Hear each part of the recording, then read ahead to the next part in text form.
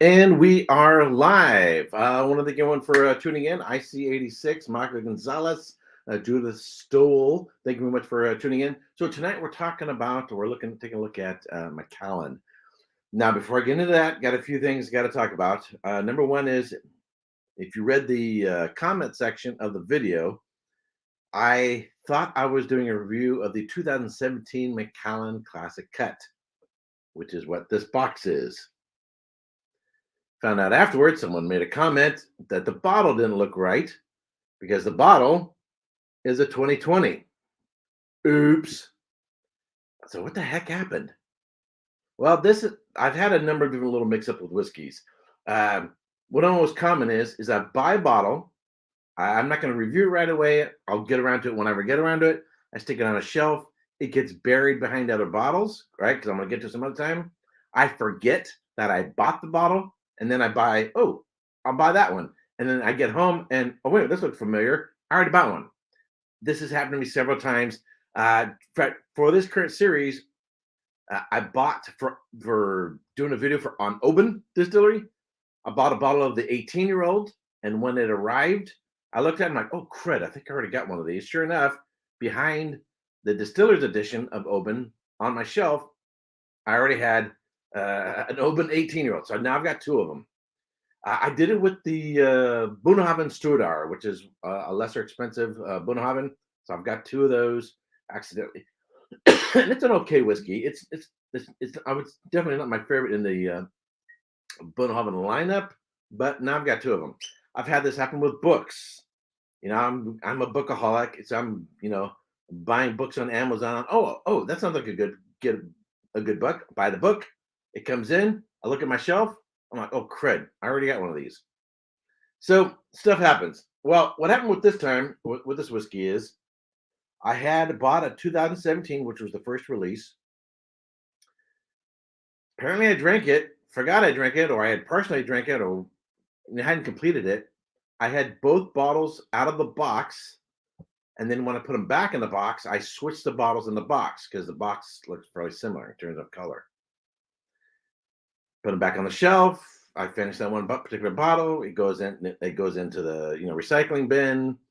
And now I moved because I lived in the Bay Area. Then I moved up near Sacramento, and then I moved here. With the several different moves and moving and stuff, you forget what's what. All you know is what says on the box. So I think during the move and over time, and it had been a while since I'd had it, somehow I had mixed them up. I had this happen, by the way. Put a little bit of ice. This is my Macallan glass that I got from a special event. It was a free event in San Francisco by invitation. It was actually pretty cool. It was a publicity thing for Macallan, and you had to go in for free. Didn't cost me anything. And they had a big show, and they had raffles, and they had a mock distillery there. It was kind of cool. Anyway, so I got this Macallan glass. From that. Anyway, I actually had this happen one time with Teeling. If you look at the Teeling boxes, some of it has the same colors, but they're. In fact, I'll show you. Look at the color of this label. Look at the color of this and this. They're using the same color patterns. They're just modifying it, either flipping in the other direction or a different shade or whatever else. So if you aren't paying attention or close enough attention, it would be easy to put the wrong bottle in the tube because there are just variations of a theme in terms of the way the bottles look. Well, I had this happen with Teeling one time. I did a review, put the video up. The video was up for about 50 minutes. And after about 50 minutes, I looked at my own video and I'm like, oh, crud, that's the wrong bottle. So now my description was accurate. Everything was accurate and everything, but it was the wrong bottle. I had to delete the video and redo the whole thing. So it happens. Stuff happens. Hey, Whiskey Straight Out, how you doing, man? So, that video on the Macallan Distillery and the history and all that, I spent about 16 hours creating that video. And I thought, you know what? It's a little oops. I'll explain it in the comment section. I'm not redoing it. I'm not redoing it. Of course, all I would do is redo and it had been up for hours and hours and hours and hours and hours. By that time, you know what? It's already been up long enough. I'm not going to redo it. So tonight, I am doing the 2020. So I gave this whiskey 92 points. I'm not going to change it. I wouldn't change the score. My perception of the whiskey, I think it's a really, really good whiskey, 92 points. I paid this, so I looked it up to find out I paid $120 for this whiskey when it came out, 2020. Let's take a look at the current. Let's take the look. Here is the current price. If you want to try to track this down and buy it again, here is the 2020 Classic Cut. So anywhere between, you're looking at anywhere between $224, $299, $431. Not all the prices are here. They say an average of $224. An average of $224. Would I spend? Remove this off of here. Would I pay $224 for this whiskey? I'll have to keep from screwing this up. No. If this was available for $120 and I was buying it to drink, not to flip, but buying it to drink, would I pay $120? In comparison to what whiskeys are going for now, average price, cash strength, non-chill filter, no added coloring, $120. The quality of the whiskey, a score, one that I would give 92 points. Would I pay 120? Maybe. 100 to 120 bucks, given the current market and the typical average prices of whiskeys. Yes. Would I pay 224? Hell no. If you're drinking, I'm not talking about buying, drinking and flipping. I'm just in terms of a whiskey to drink. The thing is, excuse me, I got something in my eye. The thing is, I think, and I'm not no prognosticator. I can't tell the future of what's going to happen in the whiskey industry. I know some other whiskey tubers think they can tell the future. They think they know what's going on.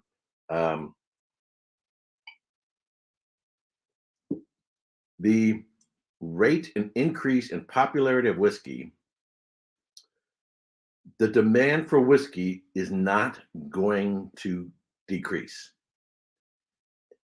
You cannot look at history and simplistically cut and paste. Dirty Dog, how you doing, man? You cannot simplistically cut and paste what happened before. You have to look at all the causes and effects what that caused bust in the whiskey industry, war, prohibition, an emphasis on quantity over quality. That's what killed Campbellton, right? And they had like 32 distilleries at one time. That killed it because they were putting out crap. In the boom and the increase in distilleries today, that's not an issue. We're talking small distilleries. We're talking, by and large, distilleries that are focused on quality. They're not repeating the errors of the past. So, by the way, just to let you know, I used to always have a second chat window open. So if someone said my name or asked a question, it would light up and I would catch my attention. I've had problems with the internet service that if I have another window open so that I could see the chat, unfortunately, StreamYard, the way they've set it up, it doesn't tell me that someone's lighting my name. So I had to use a comment thing from YouTube. So to catch my attention, I found if I have two windows open, it could cause the live stream to crash. So now I'm not doing that. So I'm going to have to pay extra attention. So Dirty Dog says, no worries on the bottle error. Oh, okay. I can just do this. No worries on the bottle error. Your Macallan Distillery video was excellent. Thank you very much. I'm jealous that you have a Macallan Classic Cut. Well, thank you very much. Yeah, I mean, so overall, the value of the video, it served its purpose, which is for the study. That's really it. And in terms of the excuse me, the ridiculousness of the prices of Macallan, the point was still valid.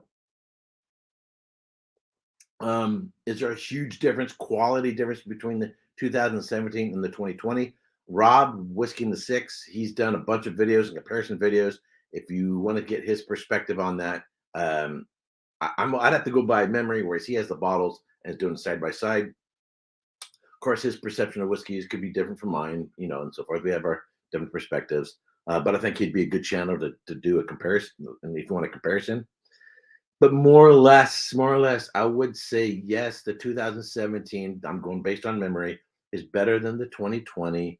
However, it's not so significant that be $1,000 difference, right? Um, so that this is now going for 224 and that one's going for 1,300. The reason why it's going for 1,300 plus is because it's the first release. As they're being drank, there's less and less of them. Supply and demand. That's the real reason. It's not that qualitatively it's worth $1,000 more. That's not why the 17 cost $1,000 more than the 2020. It's supply and demand. The fact that it was a first release. When you have a first release of a book, first release of just about anything, for a comic book, right? If you look at the market and on comic books, when you have a first release, the first release tends to be super valuable as collectors. All right, we're going to talk a little bit about collectors. So I really like this whiskey. I know Scott over at Scott Says Dummies, he's a big Mcallen fan as well. By the way, if you didn't see it, on last Monday night, I was on the Scotch Malt Whisky Society channel. Scott and I became a member. They sent me 6 bottles, which I now have sitting over here. I now have I moved Ardbeg over to there. It's now off camera. Scotch Malt Whisky Society is here.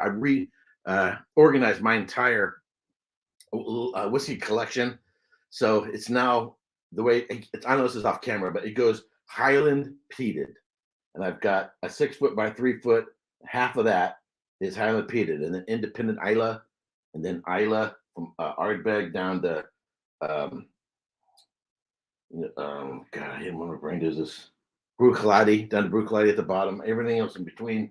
Then I have Highlands right smack dab in the middle. Scotch Malt Whisky Society. Then I have Canadians. And then I have a Irish. Then some Canadians, Japanese, and then bourbons. And then I have another one off camera over here. It's just nothing but Texas. So I reorganized everything. So, given that, talking about the insane prices of whiskey and qualities, if you want cask strength and you want a non-chill filtered, natural color, high quality whiskeys, if you can look at the typical prices of the offerings, and this is not advertisement, I'm not paid, I don't work for them, of the Scotch Malt Whisky Society, they are in this price range. A lot of them are between $100 and $200, and they're all going to be cask strength, non-chill filtered. The other thing is, and there's some things I don't understand about them, which is they put, they make these goofy names, these whimsical names. They don't put the name of the distillery, and during their videos, they don't mention the name of the distillery, but they provide the information on their website. I don't understand that game. They've got some reasoning behind it. There are some releases, in fact, the ones we reviewed last Monday, that are from distilleries that distillery does not sell bottlings. All those whiskeys are going into blends. So if you want a bottle from some of these distilleries, the only way you're going to get them is from an independent bottler. And so consequently, from an academic standpoint, if I want to study that distillery and try their whiskeys, I'm not going to get them from the distillery. The only way I'm going to get them is through an independent bottler, and Scotch Malt Whisky Society is one of them that bottles them. So really, really, really, really, really, really good stuff. All right, so enough plug on that.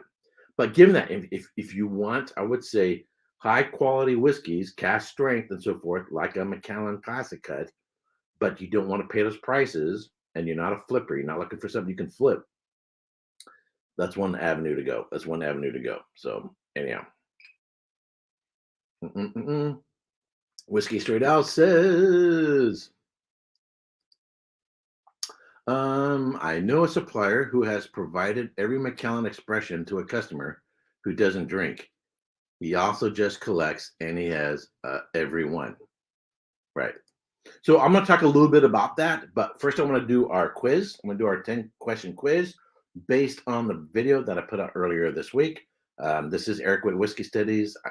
From the very beginning, my intention was to be a study channel, not primarily a review channel. I kind of drifted more into doing more reviews, although for me, I was learning from it.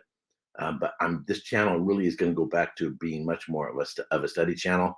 Even after I complete this current series, the series is part that I'm doing for the Council Whiskey Masters, for the Certified Whiskey Specialist. The next level is the third level, which is the Master of Scotch Whiskey. By the way, I got an invitation from the Council Whiskey Masters to attend their event. It's next September in Scotland. I might go, not sure. And I got a listing of all the books, the required reading. I've already ordered the books. In fact, a lot of the books are going to show up today. So next week's live stream, they haven't shown up yet, but these books are showing up from Amazon today.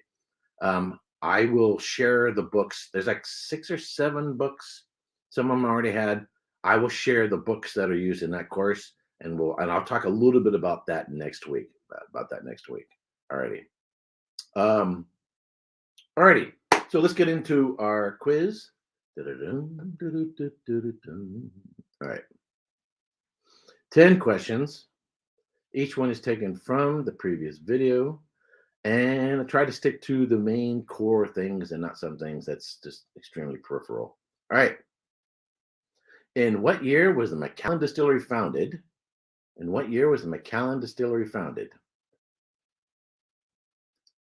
A. 1823, B. 1824, C. 1848, or D. 1892? In what year was it founded? Dirty Dog says B. David Belcher says B. Peter White, thanks for joining in. A whole bunch of people saying B. Got a whole bunch of B's. And the answer is B, 1824. Right? All right. So just a side question. If it's found in 1824, I think if the date is on here. Some bought. In fact, they have a whole series called the 1824 series, so easy to remember. And this is not a quiz question. And the M and the Rare Cask were the latest additions, the more expensive ones in the 1824 series. So then, if 1824 is when it was founded, what is 1823? 1823 is the day of the Excise Act, which made licensed whiskey production legal. So basically, a year after it became legal, Macallan Distillery was founded. So that's that. All righty, let's get on to the next question. Question number 2. Who founded the Macallan Distillery? A. Alexander Reed, B. James Shearer Priest, C. James Davidson, or D. Roderick Kemp? Who founded the distillery? A. Alexander Reed, B. James Shearer Priest, C. James Davidson, or D. Roderick Kemp? And David Belcher says A. Dirty Dog says A.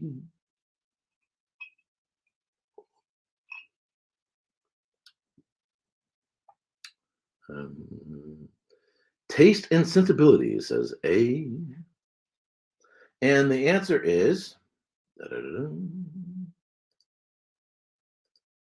A. Alexander Reed. So James Shearer Priest and James Davidson was the next generation of owners. Roderick Kemp came later, and then his family, they started the Kemp Family Trust, and then there was a long history of the Kemp family owning it up until they got bought out. So the terms of the length of ownership, it's the longest owners was actually the Kemp family, but the original was Alexander Reed. By the way, the pictures. Hold on, I don't want. I might want to give a quick giveaway question. All right, in 1892, who bought Macallan? All right, I probably think I just screwed this up. I already gave away this answer. Oh well. In 1892, who bought Macallan Distillery, and it would remain in his family until bought by who? See, I already goofed this one up. I just gave you the answers. A, Alexander Reed, and it was bought by the Edmonton Group. B, it was bought by James Stewart until it would remain in his family until bought by Suntory. Or C, it was bought by Roderick Kemp and would remain in his family until the Highland Distillers bought it. Or D, it was bought by Roderick Kemp and would remain in his family until the Edmonton Group bought it. Belcher says D. He says C and then D. So I think he changed his answer. All right. So who bought the distillery in 1892 and then it remained in his family? I got ahead of myself. I think I already gave the answer away on this. But this isn't about testing you. This is about reinforcing information. And just whether you get it right or whether you get it wrong, as long as it gets ingrained to my head, gets ingrained to your head, then we served its purpose. And I'm not giving away any prizes. Keegan says C. All right. So the answer is, I have to do a little bit of toggling here to bring up the answer thingy. Answer is Roderick Kemp. It was bought by Highland Distillers. Highland Distillers. All right. By the way, yeah, so that picture there, that's actually, even though I used it in the previous slide, that's not Alexander Reed. So in this slide, I actually put his name on the picture, so you can get ingrained in your head, get the association between the name and the picture. That is that is Roderick Kemp. That is Roderick Kemp. Question number 4. We're going through these a little faster this week because I got more to talk. Oops. Sorry. What happened? It's marked. It's question number 5, and yet it's number 4. Okay, I made a mistake on the numbering. It's all right. I think I goofed here on the numbering. All right. The Macallan Distillery is known for its A, amazingly large stills, 2, curiously small stills, 3, strangely tall stills, or 4, outrageously wide stills.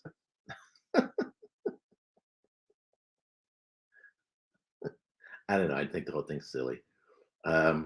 Amazingly large stills, curiously small stills, strangely tall stills, or outrageously wide stills.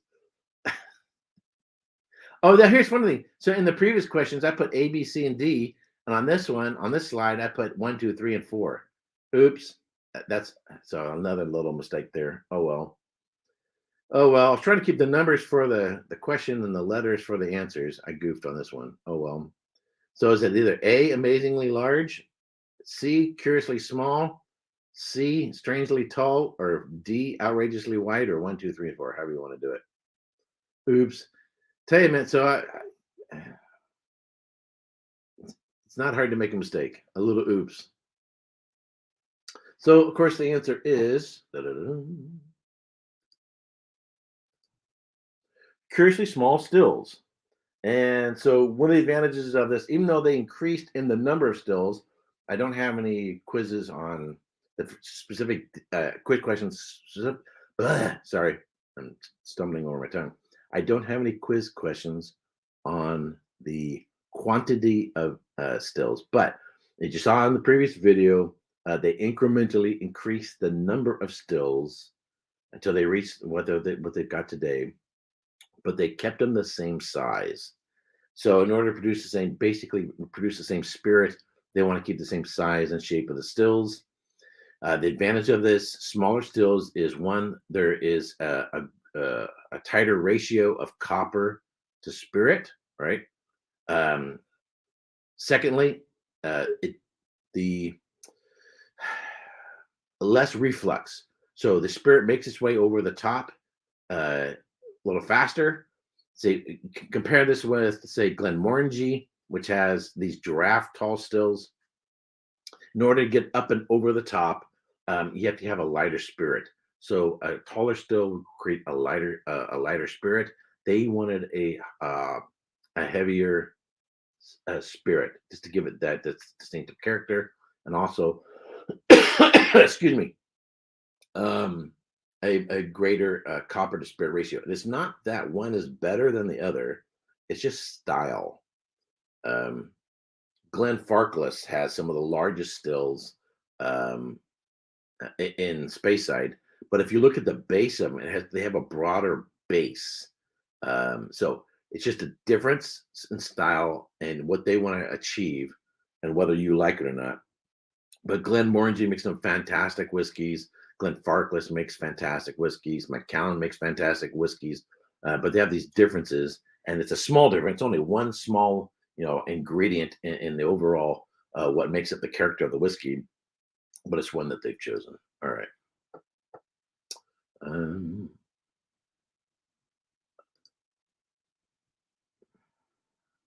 I'm goofed up the number series here, but anyway. In 1984, that's the year I graduated high school. In 1984, the Macallan released its first single malt as a what-year-old Scotch whiskey? A, 8. Excuse me, my allergies are killing me today. A, 8, B, 10, C, 12, or D, 18, or D, 18.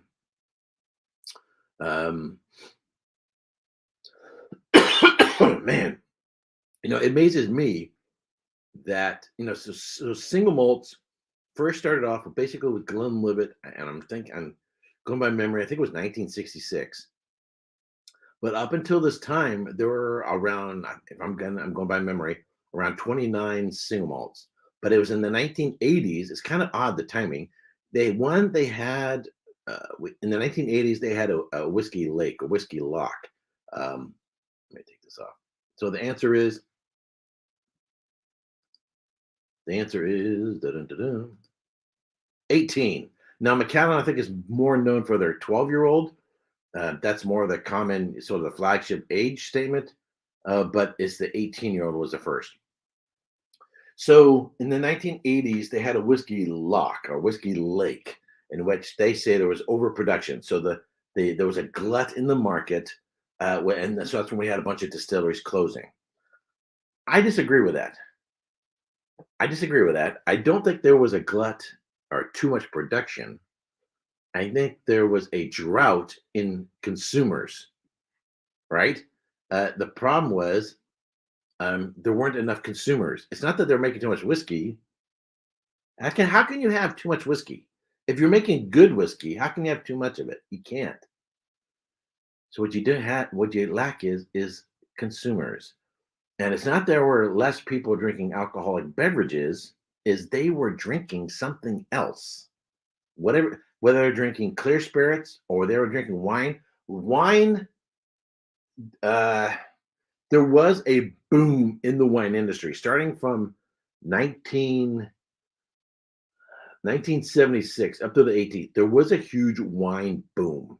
The wine industry was booming. The Napa Valley, for example, increased production, and they were making bigger, bolder, more of an American style or Napa style wines, in contrast to that of Bordeaux.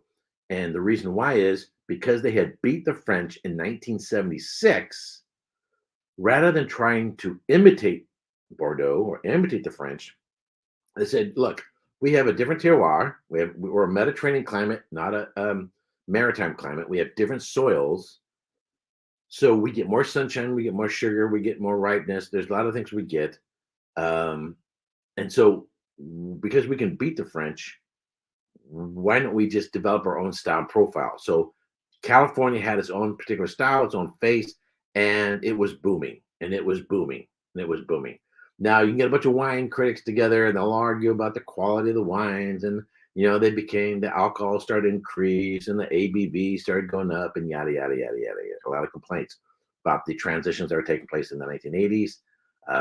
But that's a whole nother discussion for a whole nother channel. But I think, you know, I don't drink as much wine as I used to because I drink more whiskey. I don't want to be an alcoholic and I can't be consuming all that. I still have wine with dinner, but my purchasing of wine has dramatically decreased. I still have 4 wine refrigerator units for storing wines. I still have some fantastic wines. I still drink fantastic wines, just not as much because I'm not going to drink wine with dinner and then have whiskey afterwards. That's just too much. So, just in me personally, my wine consumption has gone down.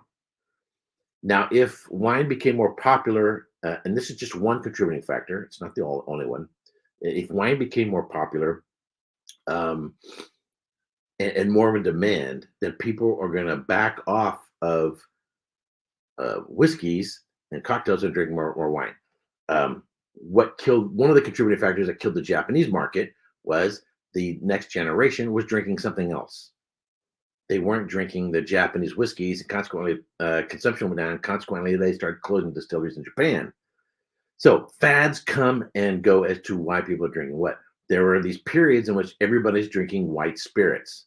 So there were a lot of Scotch producers who tried to be something that they weren't and tried producing some lighter whiskeys to try to appeal to the vodka, consumer. It's stupid. They're not going to drink a lighter Scotch because that's going to fit the same place as a vodka. It's just not going to happen. It's just not going to happen. Now, and I've said this before, 90% of Scotch production and consumption is blended Scotch. Most of that is going into cocktails. So while you and I do not represent the typical Scotch drinker. We're more the aficionados. We're the ones who, we rarely talk about blended Scotches. We particularly focus on single malt Scotch. So we're a very small reflection of the consumer base.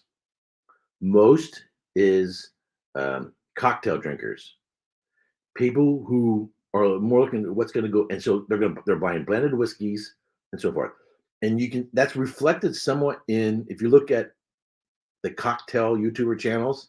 So the largest whiskey channel, the Vault and the Tribe. I don't know what their current count is, 450,000 subscribers or something like that. I don't remember what it is.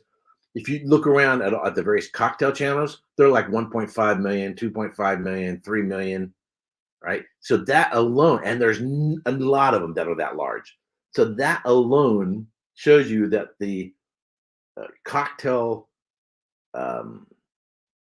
enthusiast, there are a lot more cocktail enthusiasts than there are the Scotch enthusiasts or bourbon enthusiasts. We are very, very, very, very, very small. We're very much the whiskey tuber is a very small niche, and I think that's reflective of the market as well as to who's drinking what and consuming what. So, if whiskey tubers, I'm not saying we don't have any influence because we do. We have an influence. We have an impact on consumption. But if we think we're going to change the direction of the entire Scotch whiskey industry, when our focus isn't even on blends, how could we turn the tide of the Scotch whiskey industry in terms of what they do when what we do only reflects a very small portion of the market, right? If 90% is for blends and most of that's going into cocktails, that means what we cover and make in that little 10% is a very small part of the overall profile of the production and consumption of whiskey and what decisions distilleries are going to make. So I'm sorry, if you have a messianic complex that you're going to save the Scotch whiskey industry and make all these big companies change their decisions as to how they produce things, wake up, smell the coffee, it ain't going to happen. I'm sorry. We will have some influence. I'm not saying none. We will have some influence. We do have some influence, but on a very small part of the overall market. If you look at the bigger picture, right? And this is important to keep in mind in terms of the overall, what I want to get into as we get through this quiz. When I'm talking about the different types of consumers, the different type of buyers, and what we want, what we like, and what we think how things ought to be is a very, very, very small portion of the perception, opinions, and perspectives of the overall market and of the consumers. We do not reflect the overall base of whiskey consumers. I'm sorry. It's the same thing with wine. I'm certified sommelier. I got a lot of wine friends they're all certified sommeliers working in the industry. We think this ought to be this way and that ought to be this way, and this is better than this, and yada yada yada. And we stick our noses up at California buttery oaky Chardonnays and yada yada yada. And we think Riesling is the killer thing, and we think whatever. Guess what? The wine aficionados, the sommeliers, is a very, very small niche. We're a very small group. Yes, we have more expertise, we have more knowledge, we have knowledge, yada yada yada about wine, but we do not reflect the typical consumer. The wine business is not saying, what are the sommeliers buying and drinking? Let's try to market ourselves towards them. It ain't happening. It ain't happening. We're not drinking box wines. We're not drinking wines that have tons of sugar in them. We're not drinking wines that have, mega purple. Mega purple is an extract of red wine, just the coloring that is added to some red wines to give them darker color. What does that remind you of? Put in the comment, what does that remind you of? What does mega purple remind you of? And you may have never heard of it. Basically, they grow these grapes, they extract color from those grapes, and then they use that to make certain wines darker. Because some people think in order for a red wine to be good, it has to be darker. Does that ring a bell? Does this sound familiar? Yeah, E150 coloring, exactly. Mega purple, yeah, mega purple is the E150 of the wine market. And you know what? I can smell it and taste it in a wine. I know when it's there. Does the average consumer know it's there? No. I know when they're not using oak barrels and they're just using staves, powders, and other things to give it oak flavoring. I can tell the difference. Can the average consumer? I don't think so. And that's why they buy these very, very, very, very, very inexpensive wines at Trader Joe's or whatever for $10, because they don't know any better. And sometimes ignorance is bliss, because you can be happy with an $8 wine with mega purple and that has wood flavoring added to it. Then God bless you. Unfortunately, the more you know, your taste improves, your perception improves, you know more, and consequently, you end up spending more money, right? All right. A Dirty Dog says, let me see here. All right. Then does E150 coloring add sugar to the whiskey? No. It's an extract. It doesn't have the sweetness. You're just getting the coloring. And they're using a very minuscule amount. Unless it's Dalmore, in which they use a lot more. Just saying. But I'm not going to get onto that discussion. I'll let Ralphie and Roy go on and on about that. I'm not getting into that tonight. All right, let's get back to our quiz.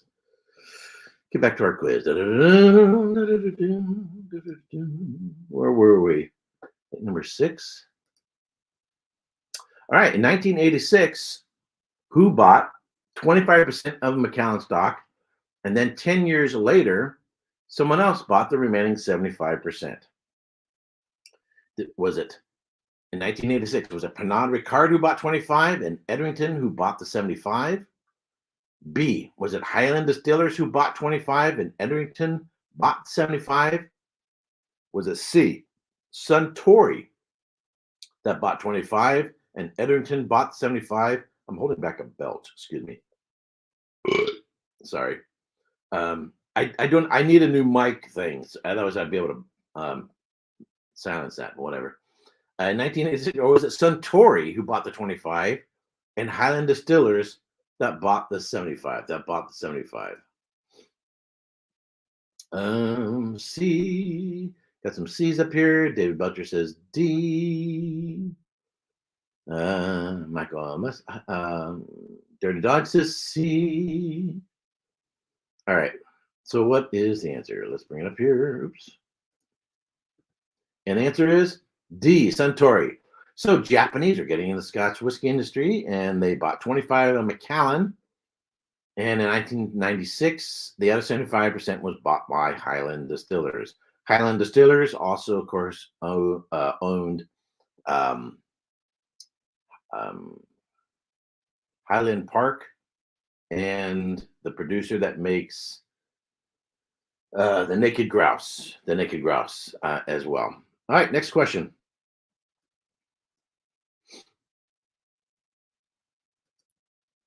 In 1998, Macallan planted on the estate property the blank barley. What kind of barley? Because it yielded a better quality, though less quantity of spirit. So there's somewhere around 5,500. Last I was just reading about this, around 5,500 different strains of barley. You have 2-row and 6-row barley. So, but not of it also made for whiskey. There's only about 10 that are commonly used for making whiskey. A lot of it is just used for cattle feed. It's not even used for human consumption. Some is used for making bread, but a lot of it is used for cattle feed. So it's not even human consumption. But anyway, so what was the type of barley that they planted in 1998 because it had a better quality, though less quantity of spirit? Was it Golden Promise, A, B, Belgravia, C, Concerto, or D, Optic? If you travel around the various distilleries in Scotland, you'll hear all of these mentioned. Some are focusing on some are focusing on others. Some have a blend of the various types. But these 4 are among 4 of the top 10 that are currently used. So, Dick Dog says A.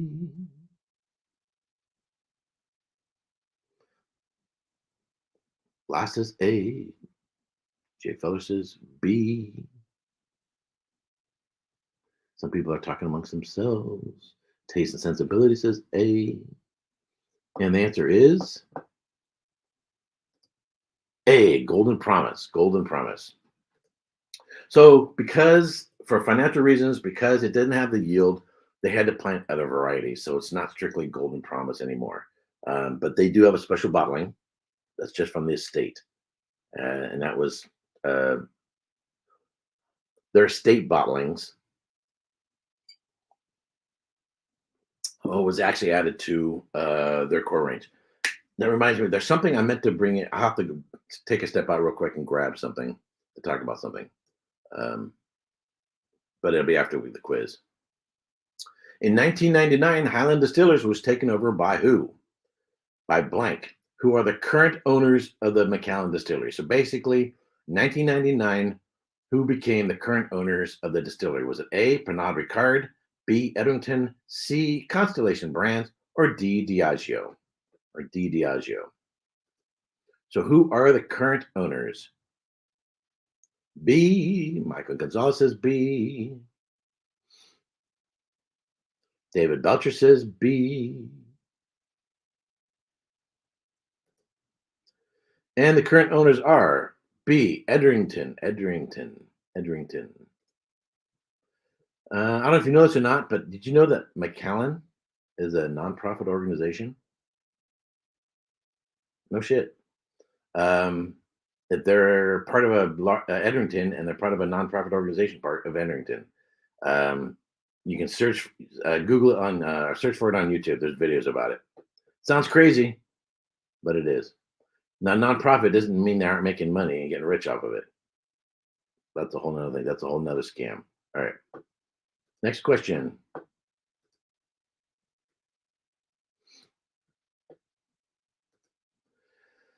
Ah, 2004, Macallan released the Fine Oak series, the first time their whiskey was aged in what kind of casks?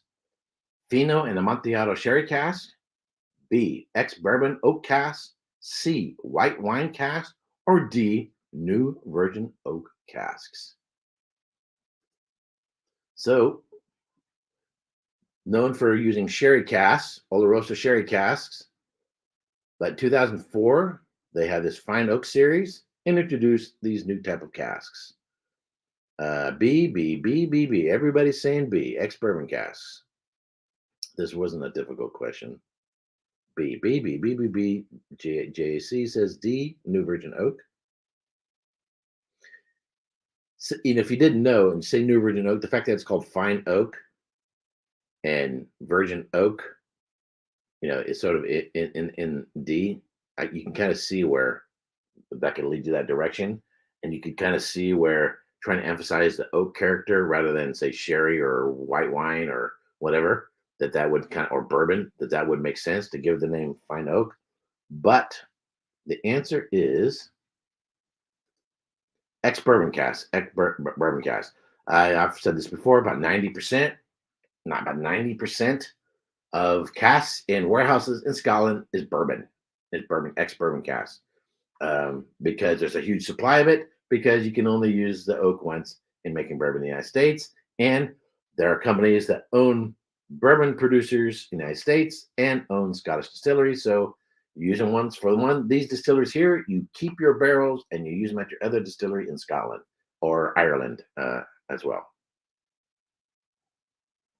All right, I think we're coming up on the last question. Oops.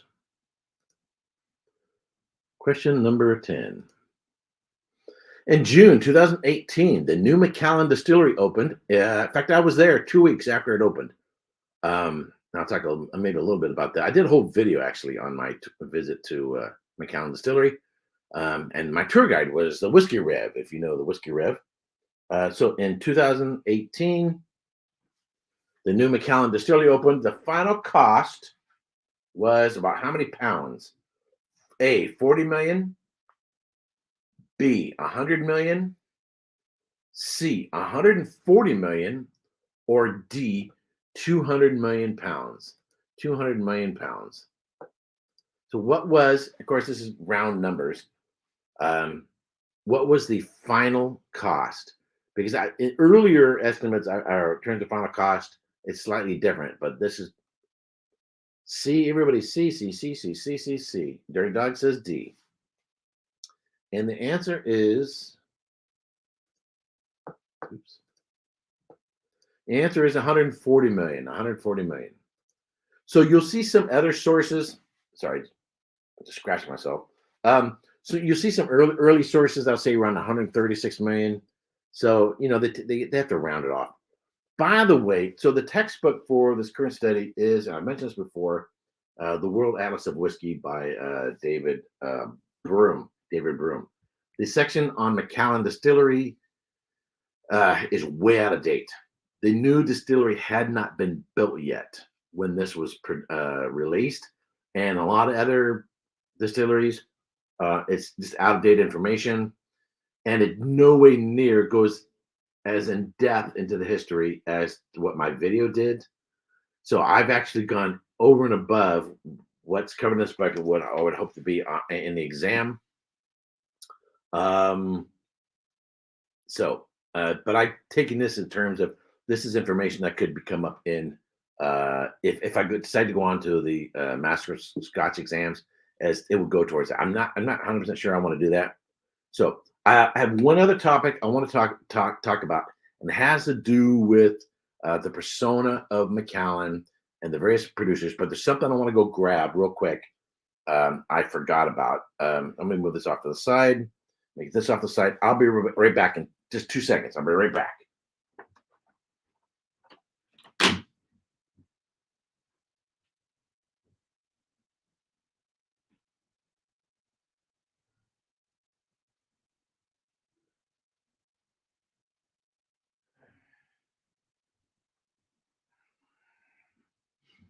Now, I may do an entire video just on this topic, but not now. Not now.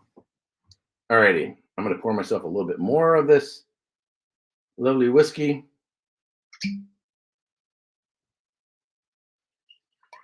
So there is another whiskey channel. I put a link to it in the comment section down below. I'll show you. Some of you may already be familiar with it, and that is, excuse me, holding back a belch. Mark Littler. Littler.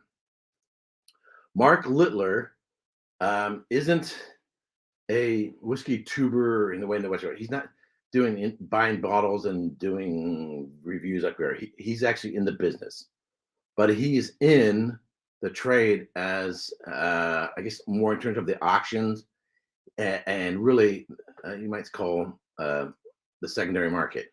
That very thing that a lot of whiskey tubers tend to denounce. That's what he does for a living. So his perspective is going to be very, very, very different. So I put a link down below if you want to check him out. So he's in the business of doing auctions. As far as I can tell, I don't know him personally, never interacted with him. I would love to have him on the show. Mark, if you happen to watch this, I'd love to have you on. The challenge is we're 8 to 9 hours apart, and trying to have live streams with someone on the other side of the planet is a little challenging in terms of schedules, but check out his channel. Obviously, he does a lot of videos on some insanely expensive whiskeys that we will never have, and he doesn't open them. You know, these $40,000-$50,000 bottles. That are absolutely ridiculous, right?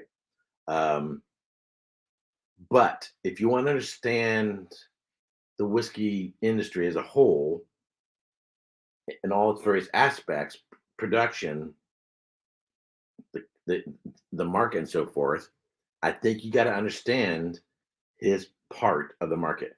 Now, I'm going to try to discuss this a little bit. I would like to probably do a whole video on this to try to get this across. Let me get this out. Let me get this out of the way. Get this out of the way over here. All right. So these are empty bottles. I've already drank these.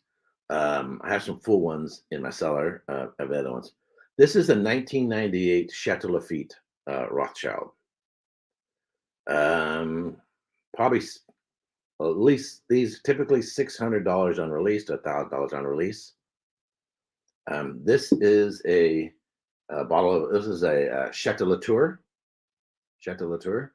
Now I'll probably do a whole video on this one of these days. I'll give you all go into the great details. Basically, it's this 1855 classification of Bordeaux. They're having this big event.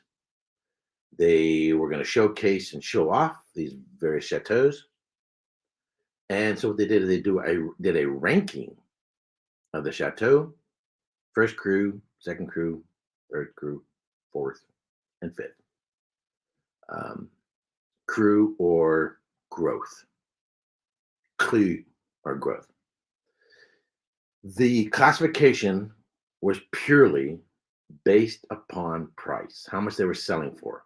There was no blind tasting as to the quality of the whiskeys. Excuse me, quality of the wines. Sorry, quality of the wines. It was not intended to be a permanent classification. I'm going to go in too deep, but if you go over to okay, and we're talking left bank or west bank of Bordeaux, in the Medoc region. So it's not part of Pomerol or Saint-Emilion, on the other side of the Gironde estuary or river. This is just the west bank. There's a whole different classification system for the east side of Bordeaux, for Pomerol and all that, but I won't get into that. The 1855 classification named 5 chateaux as being first growth. No, 4. One of them was the second growth was elevated. So you had Chateau Lafitte, Rothschild. You had Chateau Latour, Chateau Margaux. My brain just went blank. I've been to all of them, but my brain's going blank. Hold on. I hate it when I do this.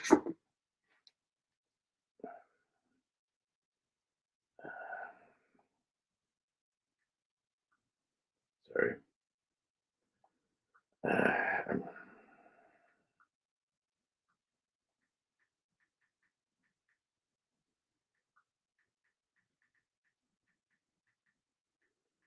just tired. I had to work today. I'm working a lot of extra hours. Um, I'm just really, really, really tired. My brain's not all there. I basically worked this morning, then came home, took a nap. Opium. Anyway, so Lafitte, Lacha, Latour, Magot, and Opium, or Hot Brion. Opium. I've been to all of those except for Latour. I've had Latour going here, but I've been to all these. In 1974, one of the other Rothschild, Mouton Rothschild, got elevated. So Mouton Rothschild was a second growth. Rothschild family, doing a little bit of political stuff, 1974, then raised Mouton Rothschild, and I've been there up to first growth. Other than that, there's never been any challenge to the classification. There's never been any ranking. They've never done any comparison of the wines. There's never been any competition where they blind taste first growth versus second growth. All right, second cru, or third or fourth. I'm not alone in my opinion. If they were to blind taste and re-rank the classification based on blind tasting, some of the first growth would no longer be first growth, and some of the second growth would be moved up to first growth. In fact, some of the third and fourth would also move up to first growth, based on our professional opinions. So why don't things change? Because everything try to make any changes, it goes to court and lawyers. Now, what does it have to do with whiskey? It's about perception of status and class. It's no longer about quality of wine. It's about status and class and political clout. And I'm giving you the short story on it. Consequently, when the Chinese get really, really, really, really into Bordeaux wines, because they want to be more Western, and they, for whatever reason, they glob onto Chateau Lafitte. Excuse me, that's Latour. This is Lafitte. They grab onto Chateau Lafitte, and it becomes the most prominent name and label in China among the Chinese. And with all the billionaires and whatever, it becomes a huge status symbol, such that when the rich Chinese people go to a restaurant, they have a bottle of Chateau Lafitte and they put it out on the edge of the table so everybody in the restaurant can see what they're drinking. And you know what these bastards do with it?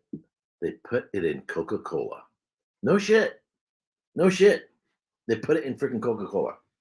At that point, when a wine takes on that persona, it's no longer about the quality of the wine. It's about status and name and all the rest of that. And I can go on and on. Now, there are a gazillion things in life that are very similar. Names, brand names, because a basketball player wears those shoes, because James Bond wore that watch, because that particular bottle of bourbon showed up on John Wick movie, right? Because James Bond opened that bottle of champagne or whatever. It's just the way it is. Because Back to the Future had this Toyota Tacoma pickup truck in it. Everybody wanted one. So there are automobiles that are insanely expensive that, yeah, they go very, very fast, but they're louder than hell. They're uncomfortable to drive. They're a pain in the ass to get in and out of. You cannot hear your stereo in it. And there's no end how anybody buys them to go to the grocery store. But if you go to North Beach, San Francisco, the north end of San Francisco, North Beach, it's an Italian district. There are Italian restaurants and cafes. It's sort of a little Italy. You'll see these Ferraris and Lamborghinis all over the place. I've seen them in Walnut Creek. I've seen them every once in a while here and there. But it's like cows going to to a watering trough. It's like ducks going to a lake or a pond. They go to North Beach in north of San Francisco because it's status. Because it's status, we're going to go hang out where the Italian area, driving these insane expensive cars that are too damn loud. They're a pain to have to drive. The insurance is going to be insane. They're insanely expensive to fix. You can't hear your damn stereo in them. They're a pain in the ass to get in and out of, right? Because it's pure status. That's the only reason why anybody buys these things. Nobody needs one, and nobody. It's not about a quality of a vehicle, really, over in the long run. This happens in every aspect of life, in everything you can think of. So, the Macallan, for a very, very, very long period of time, this is what they want you to do. Hold on, get this stuff, get the labels to show up right. There we go. There we go. This is what Macallan wants. They want you to go like this. This is what they want. They want you to think, Chateau Lafitte, Rothschild, Chateau Latour, Macallan, the Macallan. That's what it's all about.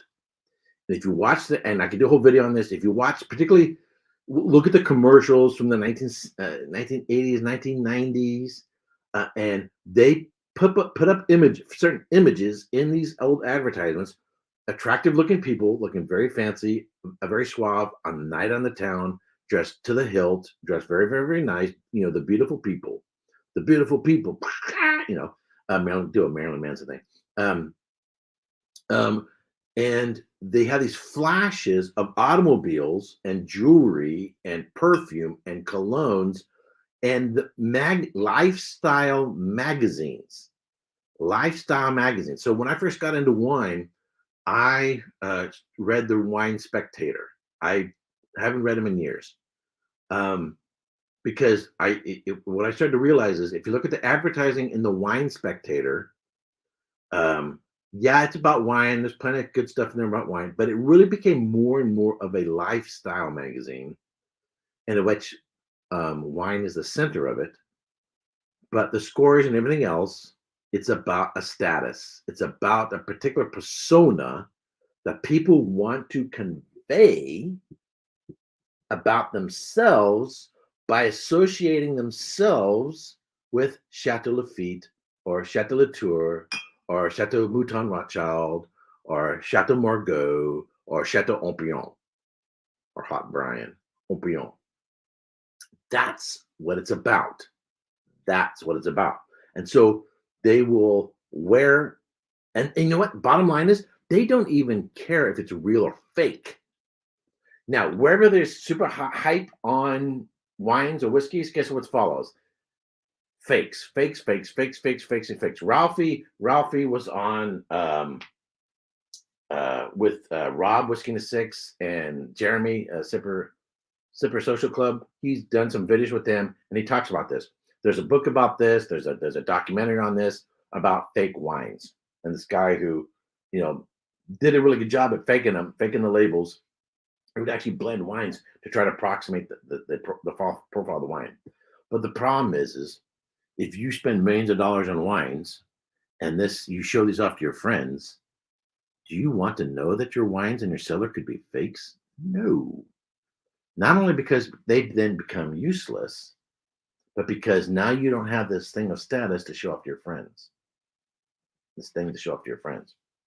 And so, don't get me wrong, the Chateau Tour is very, very, very, very good.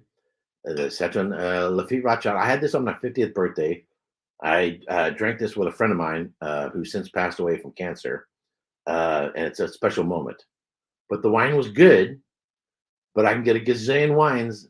Gazillion wines for $100 or less that are better. This was probably $600. I got it on auction. I bought it on auction. But that being said, as a wine connoisseur and wanting to understand wines, if you're really, really into surfing, there's some, and I don't mean you just like to go to a local beach and surf. If you're really, really enthusiast in surfing, there's certain beaches around the world you should go surf. If you're really into mountain climbing, there's certain mountains in the world you should go climb. If you're really into golf, there's certain well-known golf courses. At least once in your life, go golf there. Same thing with wines or whiskeys. At least once in your life, if you can, if you have the opportunity to say, okay, I've had it. It's just part of the overall experience. All right, let me take these off. Get rid of these for the moment. All right. So here is the next thing. Here's the next thing. As I mentioned before, we as whiskey tubers and those who in our circles and watch these kind of channels, I'm just going to throw out a number. I don't have exact numbers, but let's say 90% of the whiskey consumers are more into cocktails and buying whiskey for blends. They have a few bottles. They don't watch whiskey tuber channels. They don't care. They don't care if it has E150. They don't care about this, that, and the other. All they care about is it goes well in a cocktail or it tastes good and they like it and they can afford it.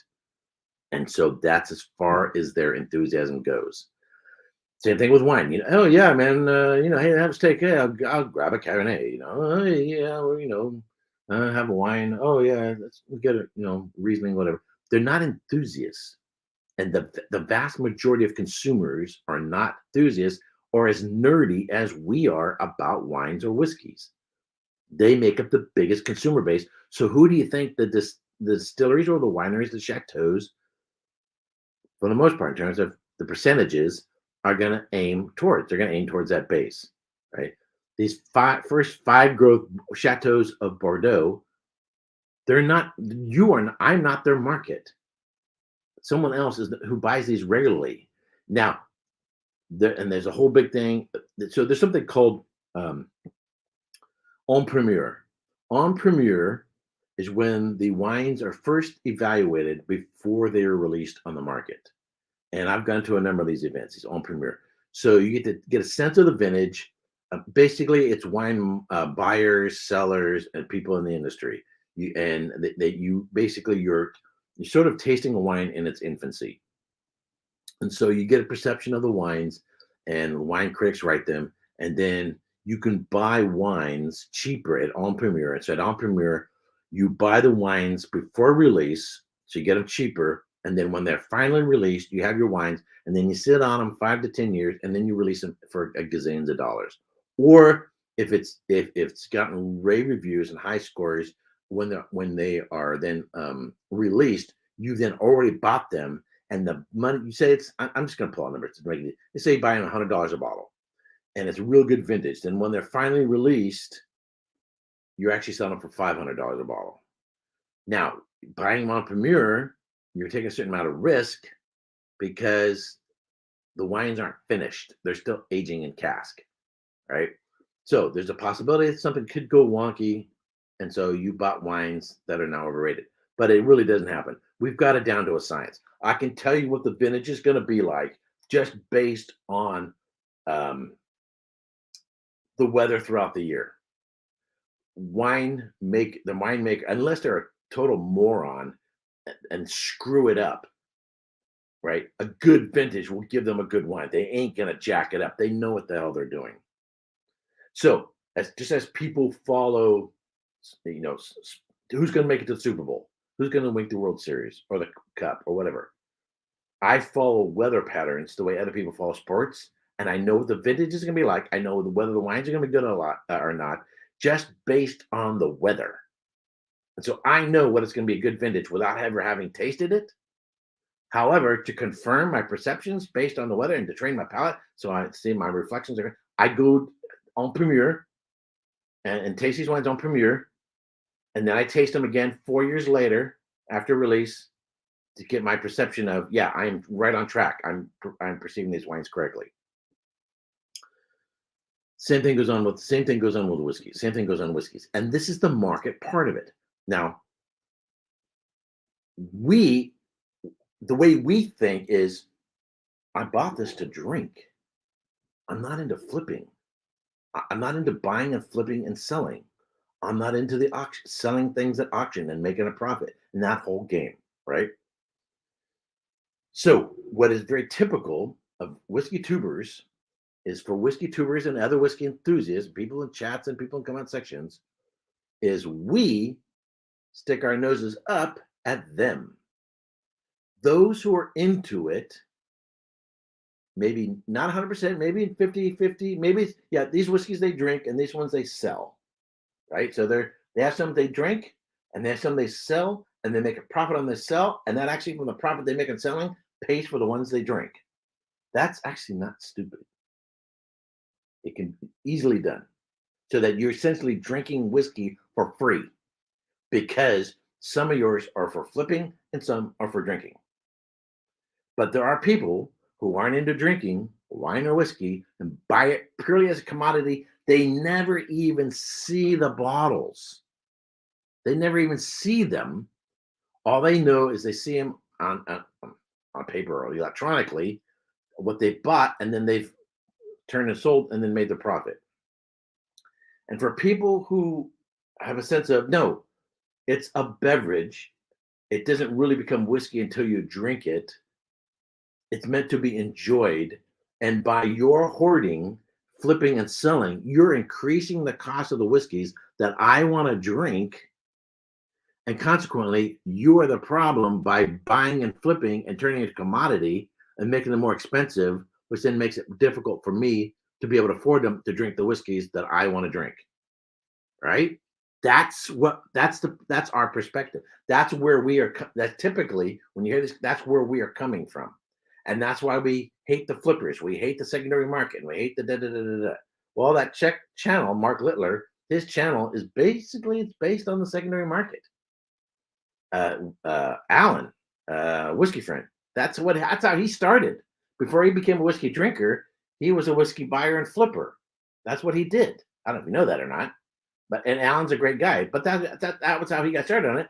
Because a lot of times people don't trust banks, they don't trust gold, so they look for something else to buy, and they're going to buy that and flip it. People do it with comic books, people do it with all kinds of things. Something they think is going to become more valuable later, so they buy it now so they can turn around and flip it. What I want to challenge us is, as whiskey tubers or whiskey enthusiasts who like to drink, have we become a different? This is the question, and if you're watching this on the replay, put your comment down below. Have we become whiskey snobs of a different stripe? Have we become whiskey snobs? Have we become whiskey snobs of a different type? All right, so let's see what Mark says here. Bring this up. The problem is the people taking advantage of it. I think it's more of a problem is for bourbon in the U.S. People who would buy cases and cases of blends. Wait a minute. But if gold is on the rise, aren't you going to buy gold so you can flip it? That's the whole point of the market. In everything you buy and sell, whether you're buying and selling, Star Wars action figures, comic books, bottles of wine, whiskey, furniture, jewelry, you name it, antiques. If you remember, if you watch the Indiana Jones, right? Indiana Jones is like us. He's into archaeology and the history, and he goes, it belongs in a museum so people can see it. And then there are those who are into searching the archaeological finds and then selling it, right? So it's Indiana Jones versus the other guy. Of course, the other guy ends up dying, right? This is in Star Trek as well. There's this character in Star Trek. She's in Next Generation and in Deep Space Nine. The character is called Vash, and she travels around the universe getting archaeological finds, and she's into turning for a profit. And there's an episode where she's in Deep Space Nine, and she meets up with Quark, and they strike up this deal. She's going to sell these antiques or whatever from the Gamma Quadrant, and they're going to make them money and yada yada yada. Her perspective is, this is what I do. I'm in the market. I'm a salesperson. I'm tracking these things. People want to buy it. At auction, they'll spend the same amount of money on these things. And then there's those who go, no, that's the Daystrom Institute thinks they belong in a museum. Okay? No. And that's just the way it is. But the funny thing is, we have created a standard based on our perceptions and what we think it ought to be. We are set ourselves up to be the judges of other people and what they do with it. And then we flip them off, shake our fingers at them, and complain in videos. When the reality is, they are a part of the market. It's just a different perspective, different values, different desires, different goals. I want to ask you and me and other whiskey tubers, by what standard By what standard do you judge those who buy them purely for the economic purpose, other than it goes against your self-interest? Your self-interest. Their self-interest is to turn a profit. Your self-interest is to drink it. You have determined that drinking it is more holy, more righteous than those who turn and sell it for a profit. Right? I think it's different values. I think it's different perspectives. I think it's different purposes. But I can't say I see, because we could become the Pharisees of the whiskey world. We think we are going to change the world, and we're going to turn the market around with our idly piddly 10% of the purchasing market, and we're going to change how distilleries do business. And with our perspectives and our complaining and our ranting, we're going to change the consumer base so that those people who are flippers are no longer going to do it. It ain't going to happen, Jack. It's just part of it. You can complain about it. You can complain about it, and I understand it. I understand it. Ardbeg Distillery put up this NFT. Sorry, NFT. Have you heard about this? I was going to do a video on it, and I was going to do a rant against Ardbeg for this latest NFT. You buy a virtual bottle, and then if you buy it for $3,000, and then you can turn it in and get the actual bottle, and there's a video on it, and he talks about how great it is. Basically, what they did, they took two casks, buried them in the ground, oxygen deprivation. By the way, they're not the first to do that. Treaty Oak down in Texas did it a long time ago. It's already been done, but Treaty Oak didn't do what they did with it. They buried. Now it's only 200 casks, so there's only 2 casks. So you're only getting, I don't remember, maybe 300 bottles, maybe out of that, 400 bottles, however bottles they got, and they're selling for $3,000 a bottle. You know the people, wow, the limited supply, a lot of hype videos. I'm going to shell my $3,000 for that virtual bottle, the NFT, flip it, get the actual bottle, and then that $3,000 bottle will become $10,000. How many people of those who, they still have some available, by the way, if you want to spend $3,000 on it. I could buy all of them and hold on to them, sit on them, and flip them if I wanted to. I ain't going to. Probably because I'd be hated by all my friends. But how many of those people who are buying these $3,000 bottles are going to pop the cork and then drink them and go, yeah, the guy in the video, yeah, the producer, yeah, he's absolutely right. Yeah, this is a fantastic whiskey. It ain't happening. They're buying it for one reason, because of the hype and because of the potential to flip it.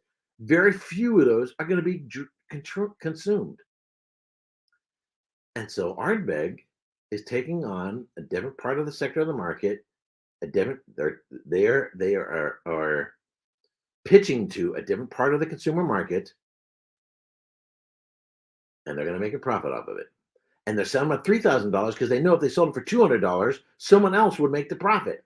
If they sold it for $200 a bottle, like their, the community releases, they would get bought, and someone else would be selling it for thousands of dollars. So screw the secondary market. We're going to sell them at $3,000. So they're at that primo price from the very beginning. That's what they're doing. There's a part of me that doesn't like that. There's a part of me that goes, you know what? I'm going to move on. I'm going to take Ardbeg's bottles and move it over here, and they'll no longer have free advertising in the middle of my camera. There's a part of me that says that. I'm just being honest. There's a part of me that says that, and it doesn't like that. But there's another voice in me that's talking to myself and says, Erik, I know you don't like that, but by what standard do you judge them for that? Do you have some sort of message from Mount Sinai that tells you thou shalt not flip a bottle for a profit? Now, are we into whiskey experimentation? Yes. Different casks, different stills, different cuts, different, all the gazillion different ways, different yeasts, different mashes. You have Waterford that's doing the terroir thing, all kinds of experiments. I'm totally for that, right? That's the reason why Treaty Oak did it. It's an experiment. Now, you're not going to put 100 casks, 1,000 casks in the ground. It's That would be ridiculous, especially if it didn't work out. That would make more whiskeys that would be you could sell them at a cheaper price to make it more available. That ain't happening. So else, okay, so you're gonna bury two casks as an experiment. Then what are you gonna do? Are you gonna not make it available to the public? Are you going to make it a distillery exclusive? If you made it a distillery exclusive, then only those who go to the distillery are going to be able to get them, and that goes boom, secondary market right away. So what are you going to do? Personally, this is me, and I'm not judging. But personally, I would say, tell you what, we have an opportunity to do an experiment. Let's do this. Let's see how it turns out, just out of curiosity, and let's do a fundraiser. Let's do the charity, and we're going to sell these bottles an insane amount of money, and the money's going to go for a charity to help people out. I would be happier if they did that, but that's just me. I have to challenge myself. I have to challenge myself and go, can I make an ethical, moral judgment based on what they're currently doing rather than what I'd rather have them do? I have to say, Erik, you can't do it. Sorry. I know it's not you, but that's them. And that's what they decided to do. I think the same thing, Macallan. Macallan is pitching themselves to a certain persona. They want to come across as being a grand cru, a first growth of whiskey, right? And the visitor center, the new distillery is fantastic. Great tour. Really, really like it. I'm not into Versace perfume. I'm not into Rolex watches. I'm not into fancy shoes. I'm a very sort of plain guy. Not because I can't afford it, just because it just doesn't. I don't care. I don't care about all that stuff. It's just not my thing. So that means Macallan and what they're aiming for and what they're doing isn't for me. And that's okay because most of Macallan stuff isn't for me. If you look at the 12-year-olds, on average, in terms of straight 12-year-old scotches, sherry casks, their average the 12-year-olds are unreleased $20 to $30 more than your typical single malt Scotch sherry cask. 12-year-old, $20, $30 more. What it would be good to do is take a lineup of 10 12-year-olds, a single malt Scotch sherry casks, blind taste them and see where they fit in terms of quality and tasting blind. Would they be on the top out of all the 12-year-olds? I seriously doubt it. I seriously doubt it. That would be something I'd like to do. I'd like to get 10 whiskey tubers together, 10 of my fellow whiskey tubers together. Everybody bring, we'll all agree to bring a different 12-year-old single malt Scotch. We'll each buy one. We'll have somebody else pour them. And then we'll all rank these 10 bottles and see who comes into the top. That's something that would be awesome to do. That would be awesome to do. And I seriously doubt Macallan's going to come within the top 3. I don't think that. Sorry. I like Macallan 12. I like a lot of Macallan, but I think there's some others that would probably beat them. But I could be wrong. Only way to know is to do it blind. We'll do it blind. Alrighty. So we've been at this for an hour and 23 minutes, gone on a little bit longer than I intended to. I'm hoping I've provided a little bit slightly different perspective. Some people may agree with me, some may disagree with me, and so we're going to get pissed off, and people are going to give this video thumbs down and whatever. Blah, blah, blah, blah, blah. I don't care. I don't care. This is just my perspective, and I'm sort of challenging my Erik Whiskey Fest 2020. I like that. Erik Whiskey Fest 2023. That'd be fun. It'd be a little goofy. That'd be fun. I'm challenging myself on these issues. I'm challenging myself to think through on these issues. And when I did, there was this. Most people know, the make the call video, the Macallan make the call. The guy with it, not wearing a shirt, and he jumps off the building, and he sprouts wings, and also I made a parody video on it. If you haven't seen it, you should check it out. It's funny. But I'm sort of challenging myself that's a different perspective. That's a different view. That's a different goal. That's a different intention. That's a different sense of what they want. But I can't say it's wrong. I can say it's different than mine. I can say, you know what? Macallan is not pitching towards me. They're not pitching to Ralphie. They're not pitching to Roy. They're not pitching to anybody else. They're pitching to somebody else, and somebody else who likes wearing Rolexes and flash and all that stuff. That's for them. It's for them. It's for them. It's not for me. It's not for me. So, alrighty. Hey, I want to thank everyone for tuning in. I want to thank everyone for watching. The next distillery will be Glenfiddich Distillery. So I bought 2 bottles just to show you ahead. This is the 12. I don't know if I'll be doing both of these. This is the 14. They changed the color of the box. This is the 14 in a blue. I have an old, excuse me, that's a 14. This is the 15. This is an older bottling of the 15. The new one, it looks, in terms of the color pattern, it looks more like these, but it's basically the same Solera cask. I think it's good whiskey. This is about half empty, but I wanted to try something different from Glenfiddich. I visited Glenfiddich Distillery as well, so I'll be reviewing. I think the 14. I think this is a United States only release. I don't think this is available in the UK. I think, of course, it's standard 12. So, all right, and so we'll be getting the Glenfiddich. Hopefully this next week. I'll be doing my review of either the 12 or the 14. And in the next live stream, we'll be looking at Glenfiddich Distillery. All righty. I hope everybody else has a great rest of the weekend. Thanks for tuning in. Anybody has any comments or questions, leave them down below. And when this video finishes processing, I will put links to other videos right here. Right now, I'm just putting my fingers in the air, looking kind of silly, but I'm going to put a video over here.